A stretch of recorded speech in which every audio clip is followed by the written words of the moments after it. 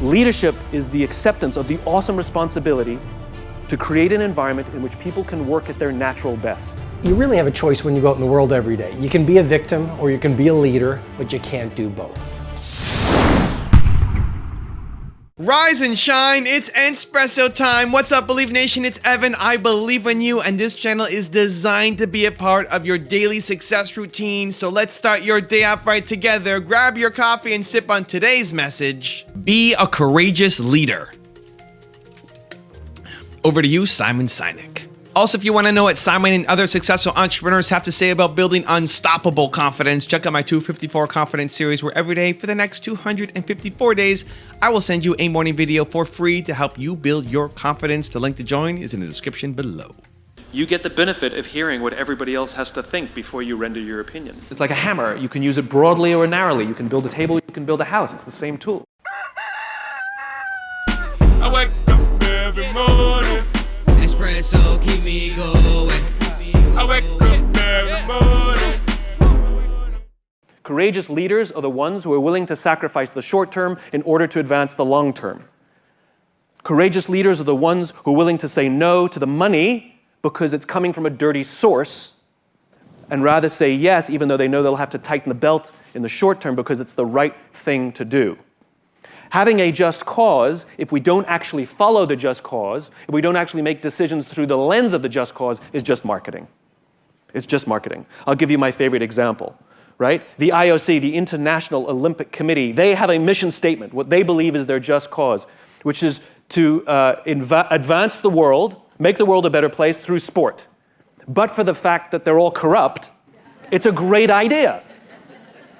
My point is you actually have to have leadership that desperately, profoundly believes in the cause and will make decisions to advance that cause. They would sooner sacrifice their own personal interests to take care of their people. They would never sacrifice their people to protect their own interests. It's called leadership. It's called leadership. We confuse rank and leadership. Rank has nothing to do with leadership. I know many people who sit at the highest levels of organizations who are not leaders. They have authority. And we do as they tell us because they have authority over us. But we would not follow them. And yet I know many people who sit at lower ranks who have no authority. And yet they have made a choice. The choice to look after the person to the left of them, and the choice to look after the person to the right of them, and we would trust them and follow them anywhere. Leadership is the acceptance of the awesome responsibility to create an environment in which people can work at their natural best. Now, I've got a really special bonus clip for you that I think you're going to enjoy. But before that, it's time for a question of the day. I want to know, what courageous act can you do that you have been putting off? Leave your answers in the comments below. I've spent so much of the past 20 years of my life evangelizing a message that leadership is not about a title, leadership is not about the size of your office, leadership is not about having formal authority, leadership is a mindset. Leadership is a way of operating through your days. Leadership is a heart set. Leadership is a way of being. And I think, we're now in Leadership 2.0. The old model of leadership said you need to have a lot of money, or you need to be a prime minister or a president. You need to be a CEO or a managing director in order to be a leader. Leadership 2.0 is fundamentally different. Leadership 2.0 simply says, if you can breathe, if you are alive, you not only have the opportunity, you have the responsibility to show leadership, not only in your work, not only in your creativity, not only in your impact, not only in your influence, but even in your personal life. So let's get right to the first tactic for you to be an even better leader. Install the lead without a title mindset. And again, that's just a way of thinking. It's an approach. So what I'm really suggesting is no matter what you do, no matter what your station in life is, start thinking like a leader. Because you really have a choice when you go out in the world every day. You can be a victim or you can be a leader, but you can't do both.